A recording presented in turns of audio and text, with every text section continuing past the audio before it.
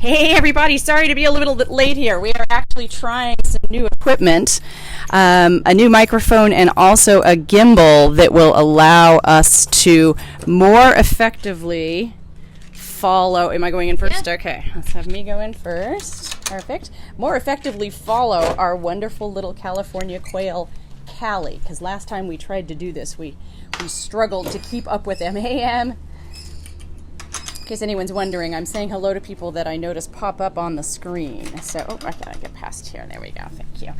I'm saying hello to people that pop up on the screen. So, here we are in the enclosure that Mojave and Callie share. And oh, look, Callie is doing a behavior that is really cool to see. He is taking a dust bath. Melissa, what do you know about dust baths? So dust bath is a way to keep their feathers nice and clean. It's also a good way to keep warm. So he's just enjoying a little dust bath in the sun here.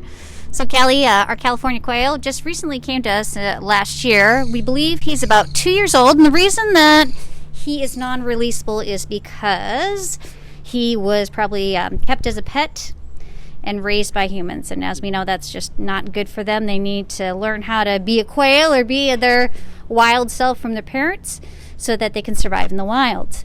California quail, of course, are our state bird. And what you see right there on top is called the top knot. We're losing him here. Let's try following him over here. Let's see if I can get the camera to angle down. Yeah.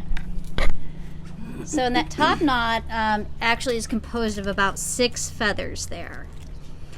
And I always found that interesting. I always figured it was one feather, but it's actually a bunch of feathers all packed together, right? Yeah, it's a bunch of different little feathers all packed together, and it's really cool because he can actually move that up and down and forward and back to indicate his... Oh, he likes that, doesn't he? He does, to indicate his mood there. Yeah, he does. He indicates emotion with it, doesn't it? And that's probably a real communication tool between quail. And they're very vocal as well. We're getting into breeding season, which is May, June, and July, so he's been quite vocal here at Wild Care, trying to call in some nice female ladies here, but they can be up into 75 individuals, or what they're called coveys, and they lay anywhere from, I believe, 10 to 16 eggs. 13 is probably usual. And he's beautifully colored there. Oh, sorry. He's beautifully colored there. And he's colored that way because he is a male. And the females are actually a lot more duller in color. And that serves as camouflage because they nest on the ground. Very cool. Yeah, he's definitely... He's a mover. He is a little mover and a shaker, absolutely. I want him to hop up and have some more lettuce. That was very cool. How about cucumber? Does he like cucumber? We'll try. Try a little bit there. And there he goes. Oh, he's just wonderful. Isn't he great? Yeah, absolutely. What all do you feed him? So we can feed him a lot. Mainly he's a seed eater. About 70% of his diet is composed of seeds and grains. But we can give him vegetables. We can give him insects. We're always trying to find... Thank you, Linda. Thanks, Linda. New foods that he would like. And right here, this is pretty just investigative. We can try to give him a little bit of watermelon, too, and see what he thinks. Oh, does he like watermelon? Yes, he does. Oh, interesting. Here you go, buddy. Want some? Oops, sorry. Oh, there he goes. New technology. Yeah. New technology. I keep moving the camera in the wrong direction. Yeah, and so he's really vocal, as you can see right there. He's quite the personality around here. He definitely alarm calls, which is something that he would do to alert the covey in the wild when there's a predator around. And he's quite busy. He's probably one of the most busiest animals that we have dear. here. Sorry. That was my fault. Okay, so the thing is being very odd. Oh, no, the thing is being very odd. All right, everybody, I apologize.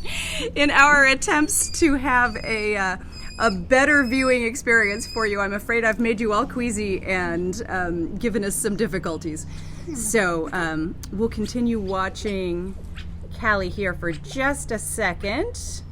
And I'll show you his eggs, too, because this Oh, is yeah. what the eggs Here, we look can like. pull back and look at that. Perfect. This is what the eggs look like. Oh, isn't that cool? And if you watch the Facebook Live with the different description of the eggs, we know that these are actually just pigment spots. These are part of the formation of the egg.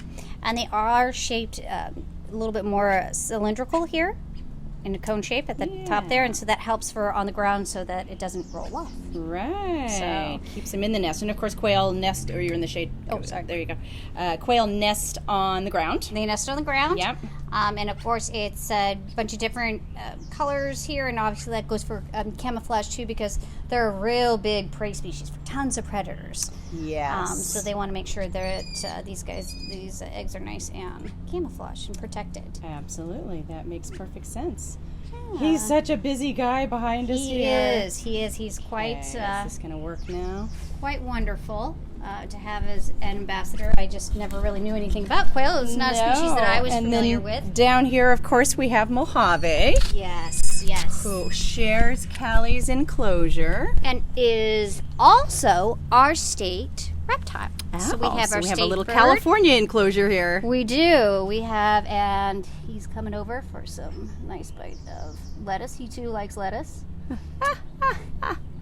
So we're fortunate enough to have our state reptile and our state bird.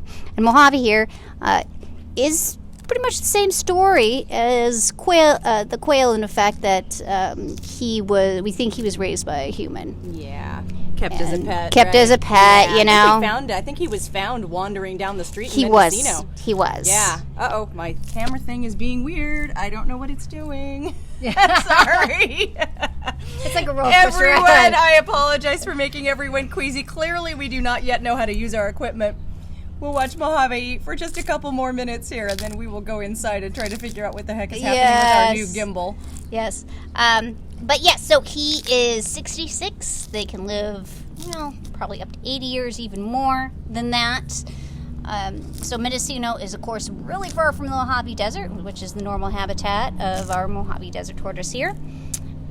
So that's how we know he was a pet, somebody's pet. And the thing is, too, is because he spent so much time with humans. Sorry. You want to take the microphone? Sure. Oh dear. There we go. Okay.